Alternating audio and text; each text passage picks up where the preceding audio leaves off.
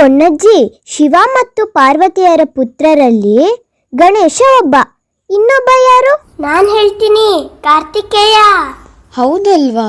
ಶಿವ ಪಾರ್ವತಿಯರಿಗೆ ಪಾಪ ಹೆಣ್ಮಕ್ಳೇ ಇಲ್ಲ ಅಲ್ವಾ? ಇದ್ಲು ಮಕ್ಕಳೇ, ಶಿವ ಪಾರ್ವತಿಯರ ಮಗಳು ಅಶೋಕ ಸುಂದರಿ ಅಂತ ಒಬ್ಳು ಇದ್ಲು. ಹೌದಾ?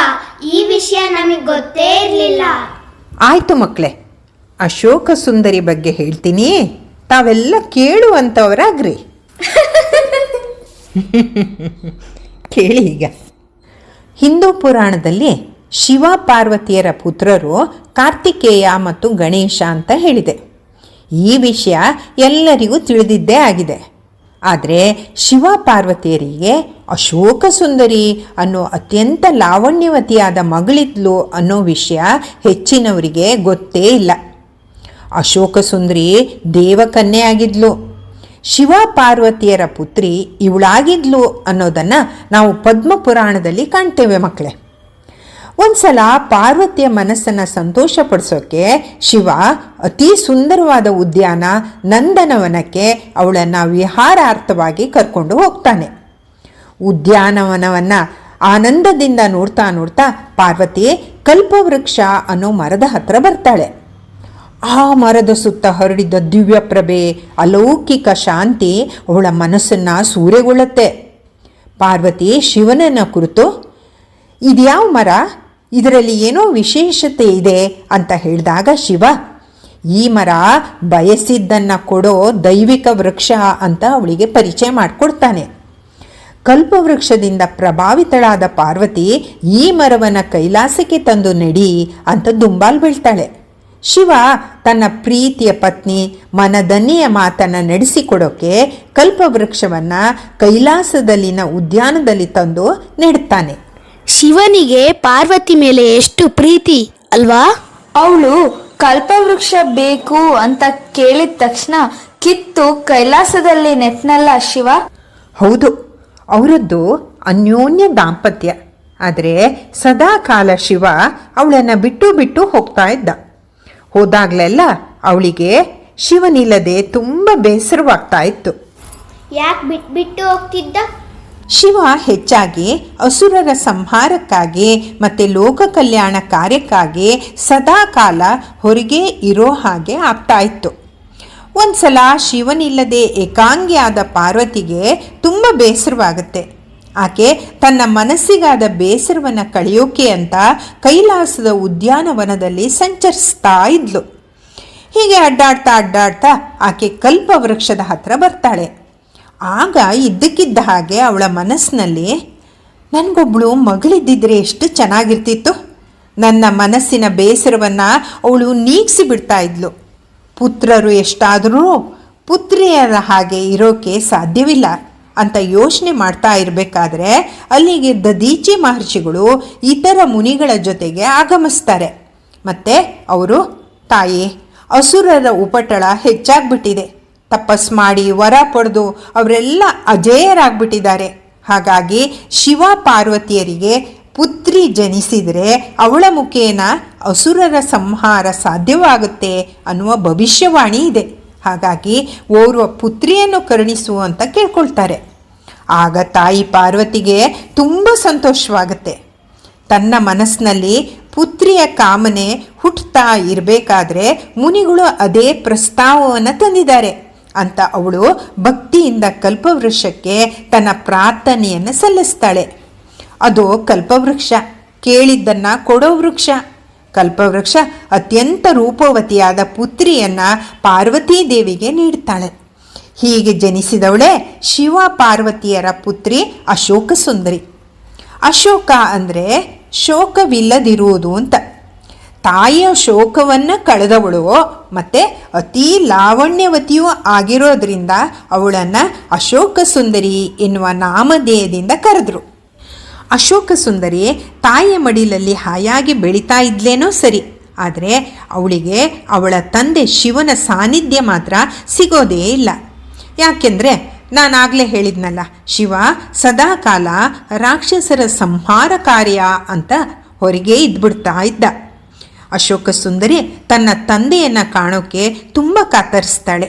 ಕೊನೆಗೆ ಮಗಳ ಕರೆಗೆ ಓಗೊಟ್ಟು ಶಿವ ಕೈಲಾಸಕ್ಕೆ ಮರಳುತ್ತಾನೆ. ಹೀಗೆ ಶಿವ ಮಗಳ ಜೊತೆ ಆನಂದದಿಂದ ಸಮಯವನ್ನು ಕಳೀತಾ ಇದ್ದ. ತಂದೆ ತಾಯಿಯರ ಮಮತೆಯಲ್ಲಿ ಸಂತೋಷವಾಗಿ ಅಶೋಕ ಸುಂದರಿ ಕಾಲವನ್ನು ಕಳೀತಾ ಇದ್ಲು. ಅಶೋಕ ಸುಂದರಿ ಈಗ ಪುಟ್ಟ ಮಗುವಾಗಿರದೆ ಬಾಲಕಿ ಆಗ್ತಾಳೆ. ಕೈಲಾಸದ ಉದ್ಯಾನವನದಲ್ಲಿ ಸಖಿಯರ ಜೊತೆಗೆ ವಿಹರಿಸ್ತಾ ಸ್ವಚ್ಛಂದವಾಗಿ ಬೆಳೀತಾ ಇದ್ಲು. ಆಗ ಒಂದ್ಸಲ ಅವಳಿಗೆ ತಾನು ಮುಂದೆ ಮದುವೆ ಆದರೆ ತನ್ನ ತಂದೆ ತಾಯಿಯರನ್ನು, ಈ ಕೈಲಾಸವನ್ನು, ತನ್ನ ಸಖಿಯರನ್ನು ಬಿಟ್ಟು ಹೋಗಬೇಕಲ್ಲ ಅನ್ನೋ ಚಿಂತೆ ಆಗುತ್ತೆ. ಅವಳು ತನ್ನ ತಾಯಿ ಹತ್ರ ಬಂದು, ಅಮ್ಮ, ನಾನು ಯಾವತ್ತೂ ಮದುವೆ ಆಗೋಲ್ಲ, ನನಗೆ ಮದುವೆ ಮಾಡಬೇಡಿ ಅಂತ ಹೇಳ್ತಾಳೆ. ಮಗಳ ಈ ಮಾತನ್ನು ಕೇಳಿ ಪಾರ್ವತಿಗೆ ತುಂಬ ಗಾಬರಿ ಆಗುತ್ತೆ. ಅವಳು, ಮಗು ಹೆಣ್ಣಾಗಿ ಹುಟ್ಟಿದ ಮೇಲೆ ಮದುವೆಯಾಗಿ ಗಂಡನ ಮನೆಗೆ ಹೋಗಲೇಬೇಕು. ನಾನು ಕೂಡ ನನ್ನ ತವರು ಮನೆಯನ್ನು ಬಿಟ್ಟು ನಿನ್ನ ತಂದೆ ಮನೆಗೆ ಬಂದು ನೋಡು, ಇಲ್ಲಿ ಸುಖವಾಗಿದ್ದೀನಿ, ನೀನು ಕೂಡ ಮದುವೆ ಆದಮೇಲೆ ಸುಖವಾಗಿ ಇರ್ತೀಯಾ ಅಂತ ತಿಳಿ ಹೇಳ್ತಾಳೆ. ಆದರೆ ಅಶೋಕ ಸುಂದರಿ ನಾನು ಮದುವೆನೇ ಆಗೋಲ್ಲ ಅಂತ ಹಠ ಹಿಡಿತಾಳೆ. ಕೊನೆಗೆ ಪಾರ್ವತಿ, ನೋಡು, ಈಗಾಗಲೇ ನಿನ್ನ ಪತಿಯಾಗುವವನು ಹುಟ್ಟಿಯಾಗಿದೆ, ವೀರ ಶೂರ ಪರಾಕ್ರಮಿಯಾದ ಅವನ ಜೊತೆ ನಿನ್ನ ಮದುವೆ ಅಂತ ನಿರ್ಧಾರವಾಗಿ ಹೋಗ್ಬಿಟ್ಟಿದೆ ಅಂತ ಹೇಳ್ತಾಳೆ. ಆಗ ಅಶೋಕ ಸುಂದರಿಗೆ ತುಂಬ ಕುತೂಹಲವಾಗುತ್ತೆ. ಅವಳು ಕೇಳ್ತಾಳೆ, ಏನು, ನನ್ನ ಪತಿ ಯಾರು ಅಂತ ನಿರ್ಧಾರವಾಗ್ಬಿಟ್ಟಿದೆಯೇ? ಹಾಗಾದರೆ ಯಾರವನು ಅಂತ ಕೇಳ್ತಾಳೆ. ಆಗ ಪಾರ್ವತಿ, ಭೂಲೋಕದಲ್ಲಿ ಬೆಳೀತಾ ಇರುವ ಪರಾಕ್ರಮಿ ನಹುಷ ನಿನ್ನ ಪತಿಯಾಗುವವನು ಅಂತ ಹೇಳ್ತಾಳೆ. ಅಶೋಕ ಸುಂದರಿಯ ಮನಸ್ಸಿನಲ್ಲಿ ನಹುಷನ ಬಗ್ಗೆ ಪ್ರೀತಿ ಉಂಟಾಗುತ್ತೆ. ಮುಂದೆ ಅಶೋಕ ಸುಂದರಿ ನಹುಷನನ್ನೇ ತನ್ನ ಪತಿ ಅಂತ ಮನಸ್ಸಿನಲ್ಲಿ ಆರಾಧಿಸೋಕೆ ಶುರು ಮಾಡ್ತಾಳೆ. ಮದುವೆನೇ ಬೇಡ ಅಂದವಳು ಈಗ ನಹುಷನನ್ನ ತನ್ನ ಗಂಡ ಅಂತ ಪೂಜೆ ಮಾಡ್ತಿದ್ದಾಳೆ ನೋಡು. ಅದು ಹಾಗೆ ಮಕ್ಕಳೇ, ಮದುವೆ, ಮನೆ, ಮಠ ಎನ್ನೋ ಈ ಸಂಕೋಲೆ ನಾವು ಬೇಡ ಬೇಡ ಅಂದರೂ ಅಷ್ಟು ಸುಲಭವಾಗಿ ನಮ್ಮನ್ನು ಬಿಡೋದಿಲ್ಲ. ಸರಿ, ಮುಂದೇನಾಯ್ತು? ಹೀಗಿರಬೇಕಾದ್ರೆ ಒಂದ್ಸಲ ಉದ್ಯಾನವನದಲ್ಲಿ ಅಶೋಕ ಸುಂದರಿ ತನ್ನ ಸಖಿಯರ ಜೊತೆಗೆ ವಿಹರಿಸ್ತಾ ಆನಂದವಾಗಿ ಕಾಲ ಕಳೀತಾ ಇದ್ಲು. ಆಗ ಅಲ್ಲಿಗೆ ಹುಂಡ ಅನ್ನುವ ಒಬ್ಬ ರಾಕ್ಷಸ ಬರ್ತಾನೆ. ಆತ ಅಶೋಕ ಸುಂದರಿಯನ್ನು ನೋಡ್ತಾನೆ. ಅಪ್ರತಿಮ ಸುಂದರಿಯಾಗಿ ಅಲೌಕಿಕ ಮೈಕಾಂತಿಯಿಂದ ಹೊಳಿತಾ ಇದ್ದ ಅಶೋಕ ಸುಂದರಿಯನ್ನು ಕಂಡು ಕೂಡಲೇ ಅಸುರ ಹುಂಡ ಮೋಹಿತನಾಗ್ಬಿಡ್ತಾನೆ. ಅವಳನ್ನು ತಾನು ಮದುವೆ ಆಗಬೇಕು ಅಂತ ಇಚ್ಛಿಸ್ತಾನೆ.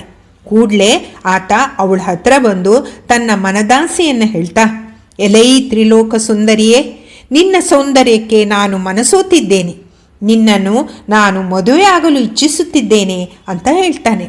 ಅವನ ಮಾತನ್ನು ಕೇಳಿದ ಕೂಡಲೇ ಅಶೋಕ ಸುಂದರಿ ಕ್ರೋಧಿತಳಾಗ್ತಾಳೆ. ಎಲೈ ಅಸುರನೇ, ನಿನಗೆಷ್ಟು ಧೈರ್ಯ ಈ ಮಾತನ್ನು ಹೇಳಲು? ಈಗಾಗಲೇ ನನ್ನ ಮದುವೆ ನಹುಷನೊಂದಿಗೆ ನಿರ್ಧಾರವಾಗಿ ಹೋಗಿಬಿಟ್ಟಿದೆ. ನನ್ನ ಬಗ್ಗೆ ಸುಮ್ಮನೆ ಕನಸು ಕಟ್ಟಬೇಡ ಅಂತ ಎಚ್ಚರಿಸ್ತಾಳೆ. ಆದರೆ ಹುಂಡ ಬಿಡದೆ, ನೋಡು, ನನ್ನ ಪತ್ನಿ ಆದರೆ 3 ಲೋಕದಲ್ಲಿ ನಿನಗೆ ಮನ್ನಣೆ ಸಿಗುತ್ತದೆ. ಅಂತಹ ವೀರಾದಿವೀರ ನಾನು. ಆ ಹುಲು ಮಾನವನನ್ನು ಮದುವೆಯಾಗುವೆಯಾ? ನಿನಗೇನು ಸಿಕ್ಕಿತ್ತು ಅವನಿಂದ ಅಂತ ಅವಳನ್ನು ತನ್ನನ್ನು ಮದುವೆ ಆಗಲಿಕ್ಕೆ ಒತ್ತಾಯವನ್ನು ಮಾಡ್ತಾನೆ. ನನ್ನನ್ನು ಸುಮ್ಮನೆ ಮದುವೆ ಆಗು ಅಂತ ಒತ್ತಾಯಿಸ್ತಾನೆ. ಇದರಿಂದ ಮತ್ತಷ್ಟು ಕೋಪಗೊಂಡ ಅಶೋಕ ಸುಂದರಿ, ಏನು, ನನ್ನೊಂದಿಗೆ ಇಂತಹ ಮಾತುಗಳನ್ನು ಆಡುವಷ್ಟು ಮತಿಭ್ರಷ್ಟನಾಗಿರುವೆ ಅಲ್ಲವೇ ನೀನು ನನ್ನ ಪತಿಯಾಗಲಿರುವ ನಹುಷನಿಂದಲೇ ಕೊಲ್ಲಲ್ಪಡುವೆ. ಇದು ನನ್ನ ಶಾಪ ನಿನಗೆ ಅಂತ ಶಾಪವನ್ನು ಕೊಟ್ಬಿಡ್ತಾಳೆ. ಹುಂಡ ಆ ಕ್ಷಣಕ್ಕೆ ಹೆದರಿ ಅಲ್ಲಿಂದ ಕಾಲು ಕೀಳ್ತಾನೆ. ಆದರೆ ಹುಂಡ ಅಷ್ಟಕ್ಕೆ ಸುಮ್ಮನೆ ಕೂರೋವನಾಗಿರಲಿಲ್ಲ. ಆತ ನಹುಷನನ್ನು ಅಪಹರಿಸಿ ತನ್ನ ಅರಮನೆಗೆ ಎಳೆದೊಯ್ದು ಅವನ ಸಂಹಾರವನ್ನು ಮಾಡೋಕ್ಕೆ ಬಯಸ್ತಾನೆ. ಅಷ್ಟರಲ್ಲಿ ಅವನ ದಾಸಿಯೊಬ್ಬಳು ನಹುಷನನ್ನು ಉಪಾಯವಾಗಿ ಹುಂಡನಿಂದ ಬಿಡಿಸಿ ಮುನಿ ವಶಿಷ್ಠರ ಹತ್ರ ಕರೆ ತರ್ತಾಳೆ. ಬಾಲಕ ನಹುಷ ವಶಿಷ್ಠರ ಆಶ್ರಯದಲ್ಲಿ ಬೆಳೀತಾ ಬೆಳೀತಾ ದೊಡ್ಡವನಾಗ್ತಾನೆ. ವಶಿಷ್ಠರ ಪ್ರಭಾವ, ದೈವೀ ಶಕ್ತಿಯ ಮುಂದೆ ಹುಂಡ ಏನು ಮಾಡೋಕ್ಕೂ ಆಗೋದಿಲ್ಲ. ಇತ್ತ ದೇವಕನ್ಯೆ ಅಶೋಕ ಸುಂದರಿ ಪ್ರಾಪ್ತ ವಯಸ್ಸಿಗೆ ಬರ್ತಾಳೆ. ಅವಳ ವಿವಾಹ ನಹುಷನ ಜೊತೆಗೆ ವಿಜೃಂಭಣೆಯಿಂದ ನಡೆದು ಹೋಗುತ್ತೆ. ಆಗ ಹುಂಡ ಸುಮ್ಮನಿರೋಲ್ಲ. ಆತ ಅವ್ರ ಮೇಲೆ ಆಕ್ರಮಣವನ್ನು ಮಾಡ್ತಾನೆ. ನಹುಷ ಹುಂಡನ ಜೊತೆ ಯುದ್ಧ ಮಾಡ್ತಾ ಮಾಡ್ತಾ ಅವನ ರುಂಡವನ್ನು ಚೆಂಡಾಡ್ತಾನೆ. ಜೊತೆಗೆ ಅಲ್ಲಿಗೆ ಬಂದಂತಹ ಎಲ್ಲ ಅಸುರರನ್ನು ಕೊಲ್ತಾನೆ. ಹೀಗೆ ದದೀಚಿ ಮುನಿಗಳ ಅಪೇಕ್ಷೆಯ ಪ್ರಕಾರ ಅಸುರರ ಸಂಹಾರಕ್ಕೆ ಅಶೋಕ ಸುಂದರಿ ಕಾರಣಳಾಗ್ತಾಳೆ. ಮುಂದೆ ಬಲಾಢ್ಯನಾದ ಪರಾಕ್ರಮಿಯಾದ ಸದ್ಗುಣಿಯಾದ ನಹುಷ ಅನೇಕ ಅಸುರರನ್ನು ಸೆದೆಬಡಿದು ಇಂದ್ರ ಪದವಿಯನ್ನೇ ತನ್ನದಾಗಿಸಿಕೊಳ್ತಾನೆ. ಮತ್ತು ಅಶೋಕ ಸುಂದರಿಗೆ ನಹುಷನಲ್ಲಿ ಅನು, ದ್ರುಹು, ಪುರು, ಯದು, ತುರ್ವಸ್ ಅನ್ನೋ 5 ಪುತ್ರರು 100 ಪುತ್ರಿಯರು ಜನಿಸ್ತಾರೆ. ಆ 5 ಪುತ್ರರು ಪಂಚನಂದರು ಅನ್ನೋ ಹೆಸರಿನಿಂದ ಪ್ರಖ್ಯಾತರಾಗ್ತಾರೆ. ಹೀಗೆ ಶಿವ ಪಾರ್ವತಿಯರ ಮಗಳು ಅಶೋಕ ಸುಂದರಿ ತ್ರಿಲೋಕದಲ್ಲಿ ಶಾಂತಿ ನೆಲೆಸೋಕೆ ಕಾರಣರಾಗ್ತಾಳೆ. ಅಶೋಕ ಸುಂದರಿ ಹೆಸರು ಚೆನ್ನಾಗಿದೆ, ಅವಳ ಕಥೆನೂ ಚೆನ್ನಾಗಿದೆ. ಆದ್ರೆ 100 ಹೆಣ್ಮಕ್ಳನ್ನ ಅವಳು ಹೇಗೆ ಎತ್ತಿದ್ಲು ಅಂತ. ಅದಕ್ಕೆಲ್ಲ ಉತ್ತರ ಕೊಡೋಕ್ಕಾಗಲ್ಲ ಮಕ್ಕಳೇ. ಒಂದೊಂದು ಯುಗಕ್ಕೆ ಒಂದೊಂದು ಯುಗ ಧರ್ಮ ಅಂತ ಇರುತ್ತೆ. ಈ ಯುಗದವರಿಗೆ ಆ ಯುಗದವರ ರೀತಿ ನೀತಿ ಆಶ್ಚರ್ಯಕರವಾಗಿ ಕಾಣುತ್ತೆ. ಹಾಗಂತ ಅದೆಲ್ಲ ಸುಳ್ಳು ಅಂತ ಪರಿಗಣಿಸೋಕೆ ಆಗೋಲ್ಲ. ಬಹುಶಃ ಆಗ ಜನಸಂಖ್ಯೆ ಬಹಳ ಕಡಿಮೆ ಇತ್ತು ಅಂತ ಕಾಣುತ್ತೆ. ಹಾಗಾಗಿ ವಂಶವನ್ನು ಬೆಳೆಸೋದೇ ಅವರಿಗೆ ಶ್ರೇಷ್ಠ ಧರ್ಮವಾಗಿರಬೇಕು. ಮತ್ತು ಮಕ್ಕಳನ್ನು ಅವರು ಅಲೌಕಿಕವಾದ ವಿಧಾನದಿಂದಲೂ ಪಡಿತಾ ಇದ್ದರು. ಅದೇನೇ ಇರಲಿ, ಕತೆ ಕೇಳಿ ಅದರಲ್ಲಿರುವ ಈ ಯುಗಕ್ಕೆ ಅನ್ವಯವಾಗುವ ಒಳ್ಳೆಯ ತತ್ವ ತಗೊಂಡ್ರೆ ನಮಗೆ ಹಾನಿಗಿಂತ ಲಾಭನೇ ಆಗುತ್ತೆ. ಇದ್ರಲ್ಲಿ ನಾವೇನಂತ ತಿಳಿಬೋದಾಗಾದ್ರೆ? ದೈವ ಶಕ್ತಿ ಮುಂದೆ ರಾಕ್ಷಸಿ ಶಕ್ತಿ ತಲೆ ಬಾಗ್ಲೇಬೇಕಾಗುತ್ತೆ ಅಂತ ತಿಳಿಯುತ್ತೆ.